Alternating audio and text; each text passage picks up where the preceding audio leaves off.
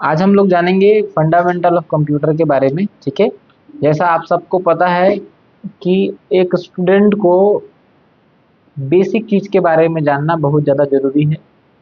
Fundamental, yes और no? Computer के fundamentals पे, जैसे कंप्यूटर क्या है, कितने प्रकार के होते हैं कंप्यूटर्स जो होते हैं, है ना? माउस कितने प्रकार के होते हैं, कंप्यूटर का इतिहास, कंप्यूटर की पीढ़ी, एंड सीपीयू क्या होता है ना? कीबोर्ड क्या होता है, माउस क्या होता है, ये सारी चीज़ों के बारे में हम लोग फंडामेंटल ऑफ कंप्यूटर में जानेंगे या पढ़ेंगे, सीखेंगे। ठीक है, कंप्यूटर के बारे में, कंप्यूटर फंडामेंटल के चैप्टर में सबसे पहले देखिए, फंडामेंटल का मतलब क्या होता है? फंडामेंटल का मतलब होता है बेसिक। क्या होता है? बेसिक। कंप्यूटर के बेसिक को जानना या बेसिक जानकारी प्राप्त करना ही कंप्यूटर फंडामेंटल कहलाता है ना? तो हम लोग इस चैप्टर के ऊपर पूरा डिस्कशन करने वाले हैं। ठीक है, इस पे सबसे पहले एक क्वेश्चन आता है कि व्हाट इज कंप्यूटर, कंप्यूटर क्या है?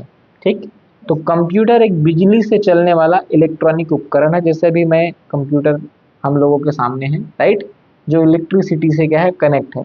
तो फर्स्ट ऑफ ऑल कंप्यूटर बिजली से चलने वाली इलेक्ट्रॉनिक क्या है, एक मशीन है। क्या है? एक मशीन है जो इनपुट के रूप में डाटा को ग्रहण करता है और सॉफ्टवेयर या प्रोग्राम के अनुसार उसे प्रोसेस करके हमको आउटपुट प्रदान करता है।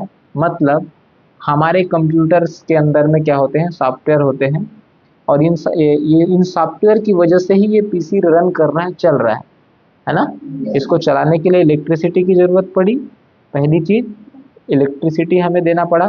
दूसरी चीज है, कंप्यूटर अगर चलता है तो उसका मुख्य कारण है सॉफ्टवेयर और उसके प्रोग्राम के अनुसार ये चलता है ना? हम जो भी इसमें डेटा देते हैं, लाइक मैं माउस से कोई भी तरह का इसको इनपुट देता हूँ, है ना? तो ये प्रोसेस करके हमको आउटपुट, इसको आउटपुट का मतलब होता है रिजल्ट देना। क्या देना? रिजल्ट देना या रिजल्ट दिखाना। जैसे मैं कोई चीज़ ओपन करता हूँ, खोलता हूँ, तो उसका आउटकम जो मेरे को आता है, जो चीज़ जो मैंने करी और वो चीज़ करने के बाद उसका रिजल्ट मुझे प्राप्त हुआ, वो क्या कहलाता है? आउटपुट। क्या कहलाता है? उसका आउटपुट कहलाता है। ठीक है, अब बात करते हैं कंप्यूटर से शब्द है, इसकी उत्पत्ति कहाँ से हुई। ये देखिए स्क्रीन पे भी मैं आपको दिखा दे रहा हूँ, जो ऑनलाइन जितने भी हमारे यूट्यूब से देखेंगे बच्चे वो जरूर देख पाएंगे। कंप्यूटर शब्द की उत्पत्ति लैटिन भाषा के क्या से, कौन से शब्द से हुई? कंप्यूट शब्द से हुई। इसको कंप्यूटर भी बोलते हैं, कंप्यूट भी बोलते हैं, अलग अलग भाषा में। ठीक है, शब्द से उत्पत्ति हुई। आपको ये देखने को भी मिलेगा कंप्यूटर शब्द की उत्पत्ति कंप्यूट से भी हुई, यहाँ पे लिखा हो, जैसे आप देख पा रहे होंगे। क्लियर है? इसका मतलब क्या होता है? हिंदी में इसका मतलब होता है गणना करना। क्या करना होता है? गणना करना, है ना? जैसे मैं लाइव यहाँ पे दिखा पा रहा हूँ, ये एक मॉनिटर है। क्या है? मॉनिटर है। इधर आपका कीबोर्ड और इधर आपका माउस हो गया, राइट। और जैसे यहाँ पे आपको मैं इसका दूसरा रूप दिखा दे रहा हूँ, लैपटॉप। क्या है? लैपटॉप। हमारे पास सीपीयू होता है, जो कंप्यूटर के सारे जो मेन पार्ट्स होते हैं, लाइक मदरबोर्ड, रैम, है ना? महत्वपूर्ण हिस्सा होता क्या है हमारा? सीपीयू होता है। तो थोड़ा सा हम लोग जानते हैं, वो जानते हैं कंप्यूटर के बारे में। ठीक है, ये मॉनिटर क्या है, मैंने अभी आपको लाइव दिखाया, ये मॉनिटर है। कीबोर्ड मैंने आपको दिखाया, ये कीबोर्ड है। माउस मैंने आपको दिखा दिया, लाइक ये आपके ये हाथ में मेरे क्या है? माउस है। क्या है? माउस है। इसी तरह से कंप्यूटर का एक पार्ट होता है यूपीएस। क्या होता है? यूपीएस। मैंने पहले भी आपको दिखाया है, यहाँ पे अगर आप स्क्रीन पे देख पा रहे होंगे, तो यूपीएस कुछ इस तरह का होता है। ये पावर सप्लाई का काम करता है। मीन्स जैसे आप इलेक्ट्रिसिटी से अपना कंप्यूटर को चला रहे हैं, कनेक्ट किए हुए, है ना? होता यह है, बीच में जब लाइट ऑफ हो जाती है तो डायरेक्टली क्या होता है, सिस्टम ऑफ हो जाता है ना? और डायरेक्टली जब सिस्टम ऑफ होता है तो उसका नुकसान भी होता है कंप्यूटर को। कई सॉफ्टवेयर क्रैश कर जाते हैं, सॉफ्टवेयर जब रनिंग में होते हैं और डायरेक्टली हम उस सिस्टम को डायरेक्टली बंद करते हैं विदाउट शट डाउन किए। इससे पहले वीडियो में मैंने बंद करना, चालू करना, ये सारी चीज़ें मैंने बताया भी है आप लोगों को। तो ये क्या करता है, यूपीएस जो है वो आमतौर पे जैसे लाइट गोल होती है, उस समय में कुछ समय के लिए ये कंप्यूटर को क्या करता है, एक इन्वर्टर जैसा काम करता है। क्या क्या जैसा काम करता है? इन्वर्टर। लाइट गोल भी हो जाती है तो आपका यूपीएस आपके कंप्यूटर को मैक्सिमम 5 से 10 मिनट के लिए, 15 मिनट के लिए क्या कर देता है, बंद होने नहीं देता। उस बीच में अगर आपको डाटा, जैसे मैंने कोई फाइल तैयार की, मैंने घंटे भर मेहनत उस पर किया और अचानक से लाइट गोल हो जाती है, तो डाटा तो क्रैश हो गया। लाइक मैंने MS ऑफिस में काम किया, मैंने और कोई काम किया, कोई डाटा बहुत मेहनत से मैंने बनाया और लाइट गोल हो गई, तो उस समय में अगर आपके पास इन्वर्टर नहीं है तो आपका यूपीएस क्या काम करता है, उस कंप्यूटर को बंद होने से रोकता है कुछ समय के लिए। तब तक अपना आप डाटा को क्या कर लेते हैं, सेव कर लेते हैं, और उसके बाद में आप सिस्टम को क्या कर देते हैं, शट डाउन कर देते हैं, बंद कर देते हैं, है ना। तो यूपीएस की भी एक अहम भूमिका होती है एक कंप्यूटर को सुरक्षित रखने के लिए, जैसा ना अपने डाटा को बचाने के लिए, कंप्यूटर को सेफ रखने के लिए। अब बात करते हैं कंप्यूटर का पूरा नाम क्या होता है और इसका फुल मीनिंग क्या है। तो स्क्रीन पे आप देख रहे होंगे, C फॉर कॉमनली, मतलब आमतौर पे, O फॉर ऑपरेटेड, संचालित, है ना। उसके बाद है M फॉर मशीन, मशीन मतलब आप जान रहे हैं एक मशीन, उपकरण, ठीक है। उसके बाद है P से पार्टिकुलरली, विशेष रूप से। U फॉर है आपका used, used for. T for trade, तकनीक। E फॉर एजुकेशन, है ना, शैक्षणिक जिसको हम बोलते हैं। R फॉर रिसर्च, ठीक है। तो इस तरह से कंप्यूटर की ये क्या है, पूरी मीनिंग होती है, जैसे, ठीक है, अर्थात जिसका उपयोग गणना, प्रक्रिया, अनुसंधान आदि कार्यों में किया जाता है। आप सबको पता है कि कंप्यूटर का मुख्य रूप से काम होता है किसी चीज का गणना करना। कंप्यूटर आमतौर पे कोई भी चीज, किसी भी चीज को बहुत आसानी से गणना करके दे सकता है, कितना भी जटिल कैलकुलेशन हो, है ना, उसको बहुत आसानी से कंप्यूटर क्या करके दे देता है, आपको सेकंड में करके दे देता है, ठीक है। तो गणना में काम आता है। गणना प्रक्रिया हो गया, अनुसंधान हो गया। आज के समय में कंप्यूटर का उपयोग कहाँ नहीं हो रहा है, किस सेक्टर में नहीं हो रहा है, आप किसी भी प्लेटफॉर्म में चले जाइए, हर जगह आज के टाइम में किसका उपयोग हो रहा है, कंप्यूटर का उपयोग हो रहा है। क्लियर है, समझ आ रही है बातें आपको। आगे हम लोग जाते हैं, तो हम लोग जानेंगे कंप्यूटर की कुछ विशेषता या क्या के बारे में, लाभों के बारे में। आप कंप्यूटर की क्या ऐसे कैरेक्टरिस्ट, क्या गुड कैरेक्टर क्या है। तो कंप्यूटर 1 सेकंड में लाखों गणना कर सकता है ना। कंप्यूटर कठिन से कठिन सवालों का जवाब बिना किसी गलती के उसका परिणाम निकाल के हमको दे देता है, ठीक है। हम जितना डाटा चाहें कंप्यूटर के अंदर रख सकते हैं। आपको जानकारी के लिए बता दूं, अगर आपका एक कंप्यूटर है, इसमें आपको डेटा सेव करना है, तो आपकी कंप्यूटर में जैसे होती है ना कि मतलब मोबाइल में मेमोरीज होती है ना, उस तरह से इसमें हार्ड डिस्क होती है, SSD का यूज किया जाता है। तो जैसे आपके कंप्यूटर की कैपेसिटी है, उस आधार पे आप जितना चाहें आप डेटा क्या कर सकते हैं, सेव कर सकते हैं। कहते हैं मोबाइल से ज़्यादा डेटा हम लोग कंप्यूटर के अंदर में सेव कर सकते हैं, ठीक है। तो ये सारी चीज़ें हैं। तो आज जो भी कंप्यूटर हम यूज़ करते हैं, चलाते हैं, उस कंप्यूटर में क्या होता है, हार्ड डिस्क होती है। क्या होती है, हार्ड डिस्क। लाइक ये कंप्यूटर है, इस कंप्यूटर में हार्ड डिस्क है। इसको शॉर्ट में जैसे मोबाइल फोन में मेमोरी होती है, वैसे हार्ड डिस्क होती है।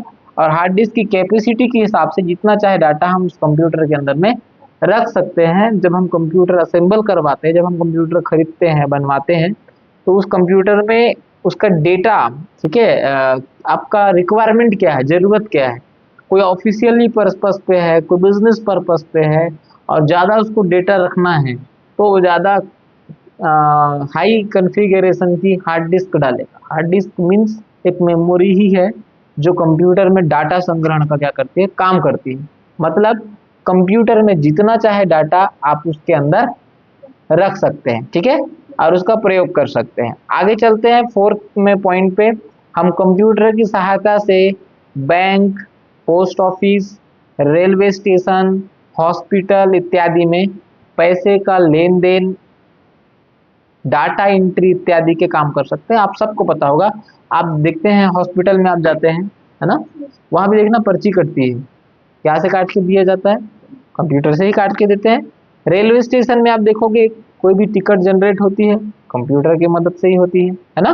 पोस्ट ऑफिस में देखना, आप कोई कुरियर होता है या पैसे उनको डिपॉजिट करना हो, डेबिट हो, विड्रॉल करना हो, किसी भी तरह का, वो कंप्यूटर का ही यूज करता है।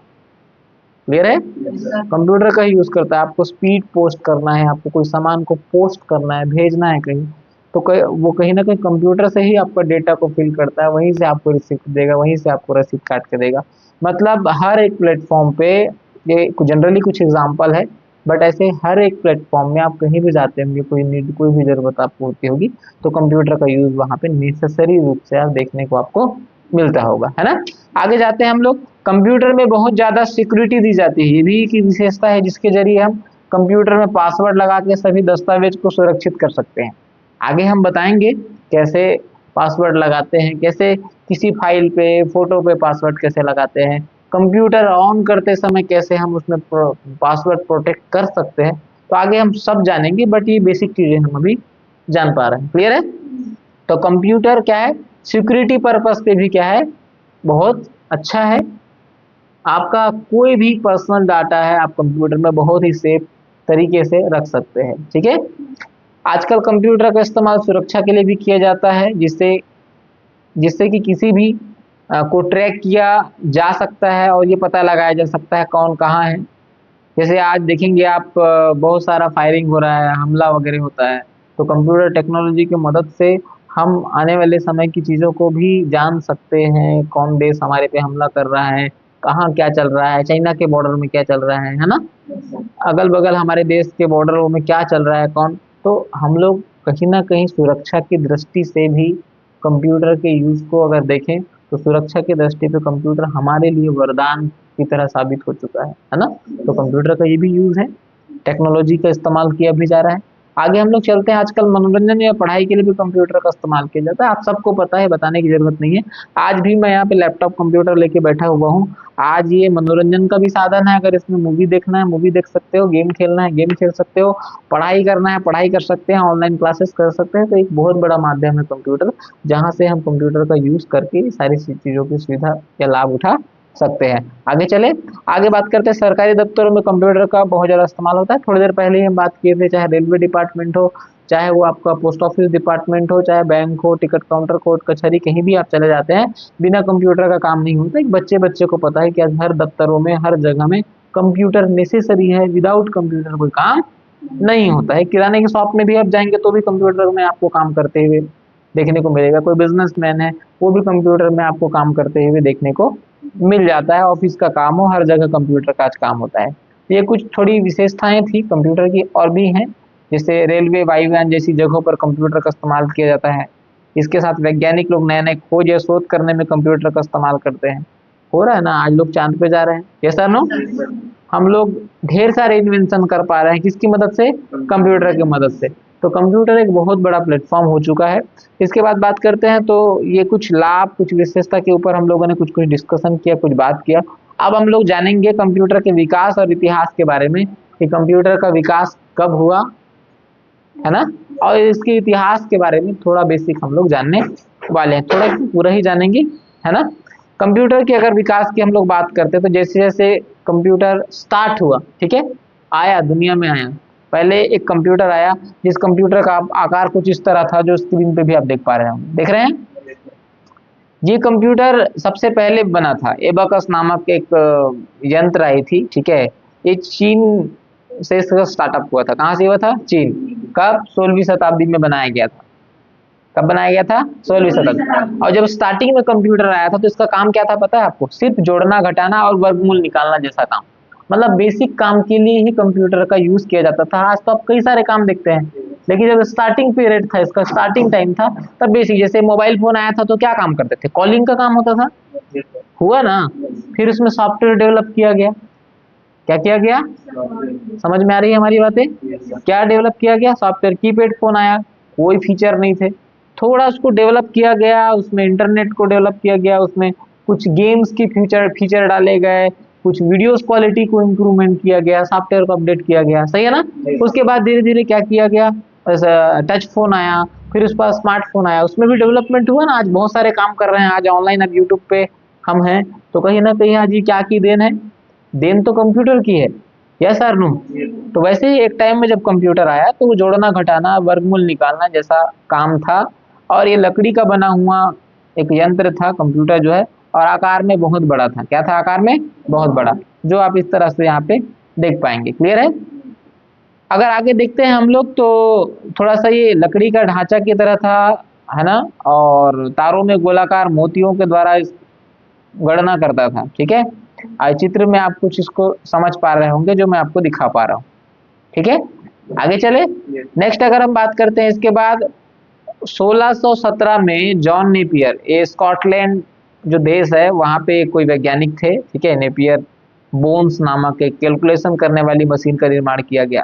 देखो कंप्यूटर भी जब आया ना उसके पहले बहुत सारे इन्वेंशन किए गए। Yes sir no. Yes, sir. Directly आज जो सीपीयू कंप्यूटर मॉनिटर कीबोर्ड आप लोग देखते हो वो आज आपको बड़ा इजी लगता है। Yes sir no. लेकिन Yes, इसकी पुराने इतिहास के ऊपर हम चलते हैं तो इतिहास में बहुत सारी चीजें आपको देखने को मिल जाती है। क्लियर है। देखो इसमें क्या किया, जिसमें 0 से 9 तक पहाड़े लिखे हुए रहते थे जिसके जरिए गुणा करने का काम किया जाता था, ये आप लोग देख पा रहे होंगे, है ना। आगे चले। वास्तव में ये एक कैलकुलेटर की जैसा था, जैसे सभी संख्याओं को जोड़ना घटाना, है ना, जो कि ब्लेज पास्कल फ्रांस के द्वारा 1642 में इसका निर्माण किया गया था। इसे प्रथम मैकेनिकल मशीन भी कहा जाता है। ये सभी चीजों के बारे में हम लोगों को थोड़ी थोड़ी जानकारी रखना है कि एक टाइम उसका स्टार्टअप कहाँ से हुआ, किस तरह से हुआ और आज ये कैसे डेवलपमेंट किया है। ठीक है। इसी तरह से थोड़ा हम आगे चलते हैं। इस तरह से चार्ल्स बेबेज ने 1822 में ब्रिटिश के द्वारा डिफरेंस इंजन नामक एक इंजन का आविष्कार किया जो भाप से चलती थी। कैसे चलती थी? भाप से। ये जो स्क्रीन पे आप देख पा रहे हैं, ठीक है। इसका काम क्या था? जोड़ना घटाना भाग करना, करने के साथ साथ इसका उपयोग बीज गणितीय फलनों में किया जाता था। गणित में हम लोगों ने पढ़ा है इसको, है ना। तो गणित के मैथमेटिकल काम के लिए ये कंप्यूटर यूज होता था। ठीक है। किसने किया था? 1822 में चार्ल्स बेबेज ने। किसने किया था? Charles Babbage. ठीक। तो आगे चले।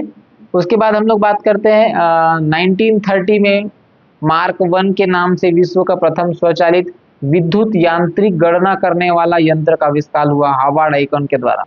ये भी कोई वैज्ञानिक थे, ठीक है, जिसका उपयोग भी गणना करने के लिए किया जाता था। देखो पहले के हम जितने कंप्यूटर्स के बारे में पढ़े ना वो सभी क्या करने के काम, वर्गमूल निकालना, जोड़ना, घटाना, ये एक बेसिक था इसका जब कंप्यूटर का स्टार्टअप हुआ, है ना। उसके बाद थोड़ा हम आगे चलते हैं। 1946 में electronic numerical in generator and computer नामक एक इलेक्ट्रॉनिक डिजिटल कंप्यूटर का आविष्कार हो जिसका आकार कुछ इस तरह था। थोड़ा देख लीजिए पहली स्थिति क्या थी और आज क्या है ना। उसके बाद थोड़ा और आगे चलते हैं हम लोग तो 1949 में electronic delay storage automatically calculator नामक प्रोग्राम बनाया गया, कंप्यूटर का डिजाइन किया गया, डिजिटल कंप्यूटर का आविष्कार किया गया। इसके ऊपर ज़्यादातर लोग डिस्कशन नहीं करते। कंप्यूटर्स वाले जब पढ़ाए जाते हैं तो बहुत सारी चीज़ों को छोड़ देते हैं, है ना। बट हम लोगों ने सोचा कि ये सारी चीज़ें आपको यहाँ पे देखने को मिले। क्लियर है। एक डिजिटल कंप्यूटर था। उसके बाद फिर 1950 में electronic discrete variable automatic calculator नामक कंप्यूटर आया। इसका भी उपयोग क्या के लिए किया जाता था?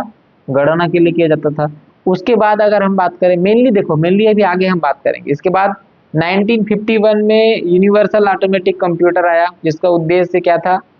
इसका प्रथम इलेक्ट्रॉनिक कंप्यूटर इसको बोला जाता था। ठीक है। जे प्रेसर एकर्ट और जॉन मोचली वैज्ञानिक थे, इनके द्वारा ये बनाया गया था। इसका भी काम क्या था? देखो इसका आकार अलग आपको देखने को मिलेगा।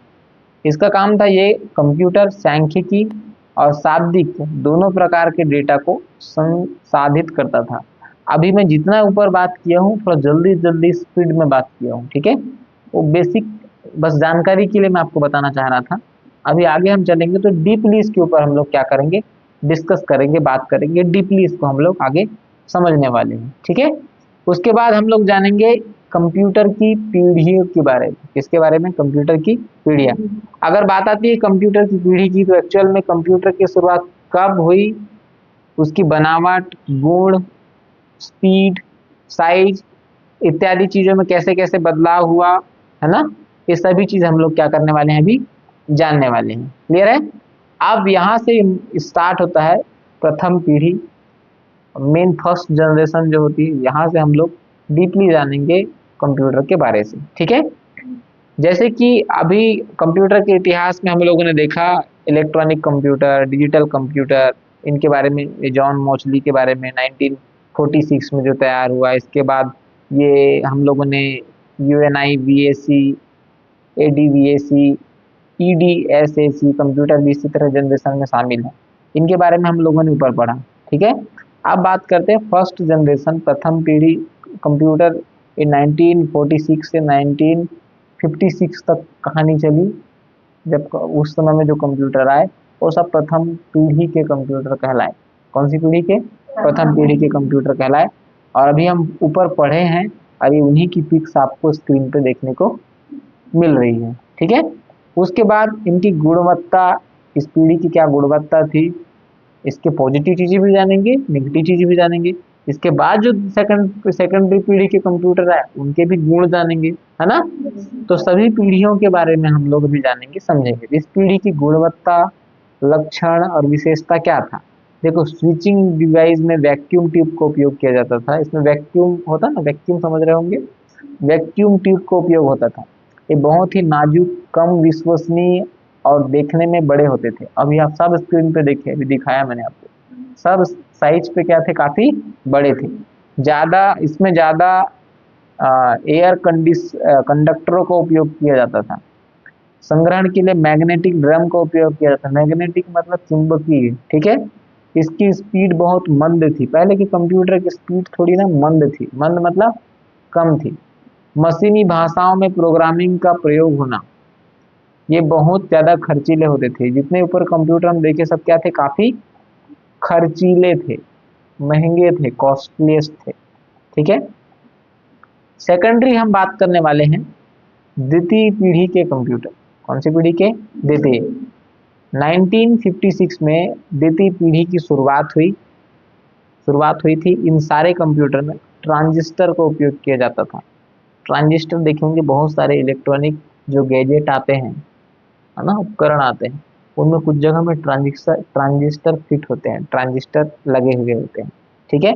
इसकी वजह से कंप्यूटर में काफी बदलाव देखने को मिला, जैसे आकार छोटा होना, स्पीड में थोड़ा मुनाफा, फायदा, स्पीड अच्छी हुई, ज्यादा विश्वसनीय, ज्यादा मतलब ट्रस्टेड, भरोसेमंद हुए दूसरी पीढ़ी के कंप्यूटर।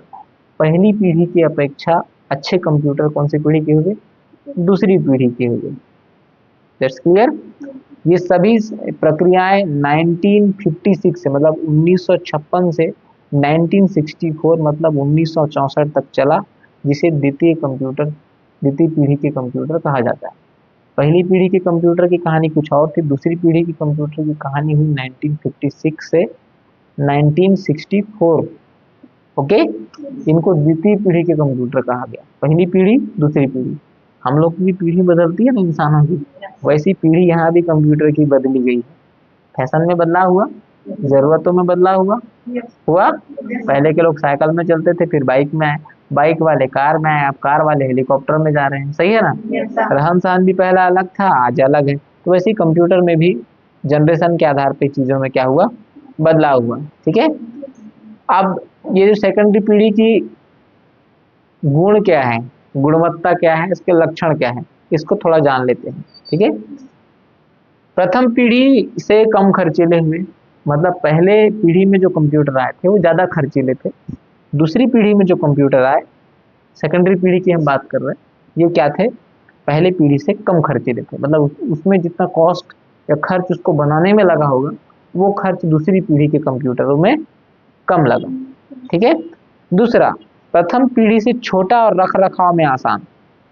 पहली पीढ़ी के कंप्यूटर ज्यादा बड़े थे, रख रखाव में थोड़ी दिक्कत थी। सेकंड पीढ़ी में उसको क्या किया गया, आकार को थोड़ा छोटा किया गया और रख रखाव में, ताकि क्या हो, आसानी से रख पाए, है ना। उसके बाद आते हैं इसकी स्पीड काफी तेज और विश्वसनीय। मतलब पहली पीढ़ी के जो कंप्यूटर आए उससे अच्छी स्पीड क्या में देखने को मिली, ये दूसरी पीढ़ी के कंप्यूटर में देखने को मिली। वैक्यूम ट्यूब के बदले इलेक्ट्रॉनिक ट्रांजिस्टर का उपयोग किया गया। पहले वैक्यूम ट्यूब के बारे में बात किए थे, ट्रांजिस्टर का उपयोग किया गया। उसके बाद प्रथम पीढ़ी से ज्यादा मजबूत और टिकाऊ है। हर बार बोलते हैं जब कोई चीज नहीं आती है तो डेवलपमेंट करके आती है, तो पहले पीढ़ी के कंप्यूटर ज्यादा मजबूत नहीं थे और टिकाऊ नहीं थे, बट ये मजबूत और टिकाऊ हुए, ठीक है। अब बात करते हैं हम लोग तीसरी पीढ़ी के कंप्यूटर के बारे में। दो पीढ़ी जान लिए, अब बात करते हैं हम लोग तीसरी पीढ़ी के कंप्यूटर। अभी देखो, ये जो देख रहे हैं ना मॉनिटर, आपको अलग दिख रहा है, एलईडी अलग दिख रही है, सर नो। अभी हमारे पास मॉनिटर भी पड़ रखे हुए हैं और एलईडी भी रखी हुई है, सही है ना।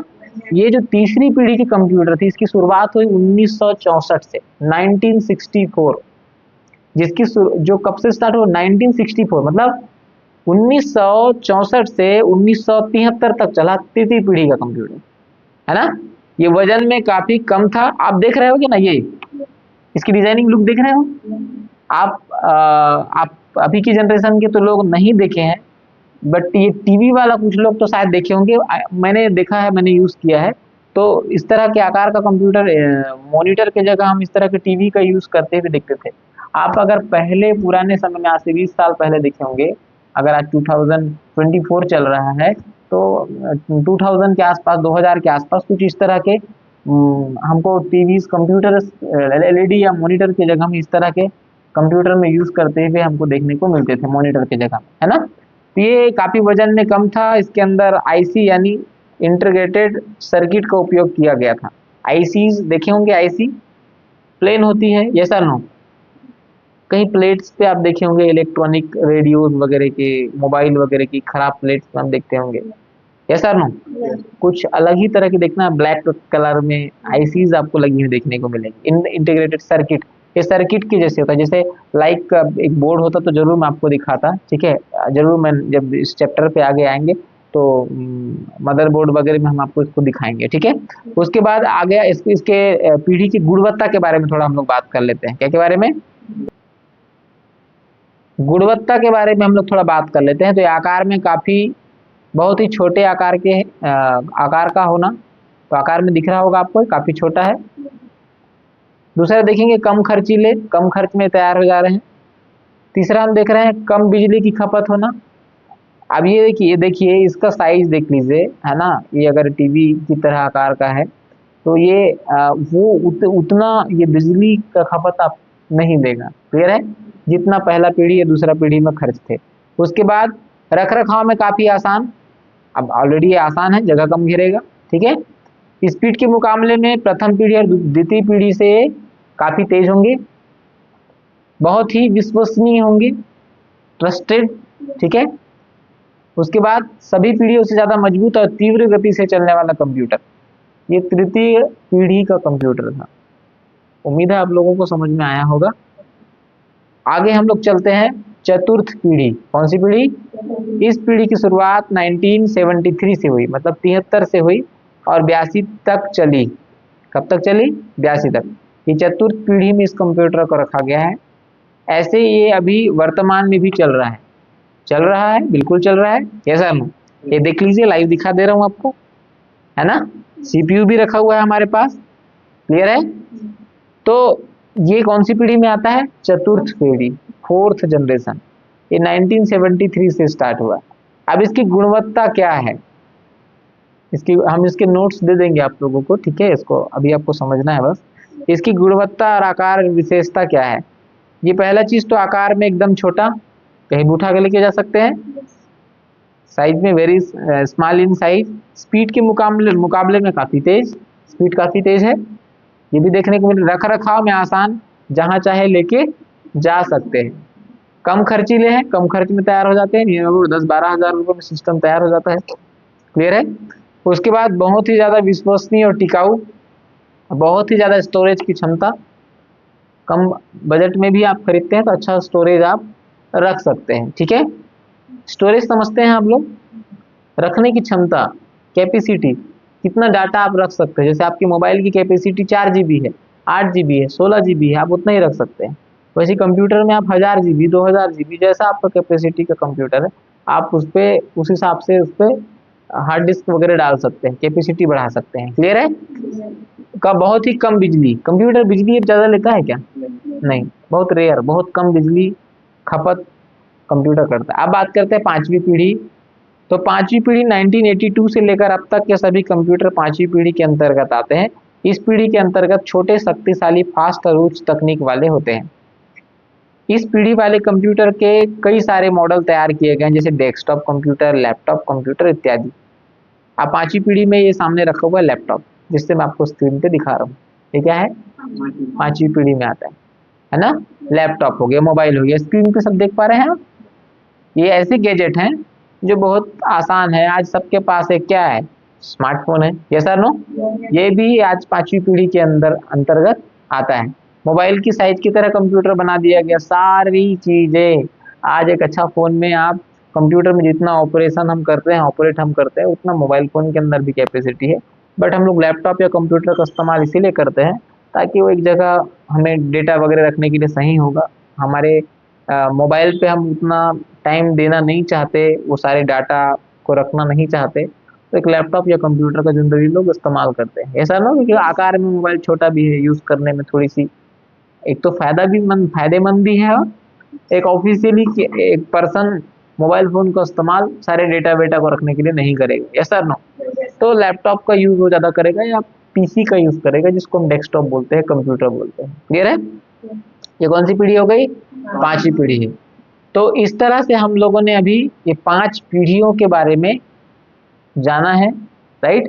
इसमें किसी भी तरह से कोई कंफ्यूजन, कोई क्वेश्चन, कोई डाउट होता है, आप क्वेश्चन कर सकते हैं, डाउट कर सकते हैं। और जितने लोग ऑनलाइन कनेक्ट है, यूट्यूब के थ्रू देख रहे हैं, वहाँ पे आपके मन में कोई तरह के सवाल या क्वेश्चन होते हैं, आप क्वेश्चन कर सकते हैं कमेंट बॉक्स में जाके। आप इस चैनल पे अगर फर्स्ट टाइम आए हैं तो आप चैनल को सब्सक्राइब कर सकते हैं, वीडियो अच्छा लगा लाइक कर सकते हैं। इसी तरह की इन्फॉर्मेटिव वीडियो इस चैनल के अंदर में आपको देखने को मिलेंगी, तो सब्सक्राइब कर दीजिए और बगल में बेल आइकॉन है उसको प्रेस कर दीजिए ताकि आपको वीडियो की नोटिफिकेशन मिलती रहे। इसी तरह के वीडियोस, क्लासेस, कंप्यूटर से रिलेटेड इन्फॉर्मेटिव वीडियोस हम लोग लेके आते हैं। तो मिलते हैं नेक्स्ट वीडियो में। Thank you.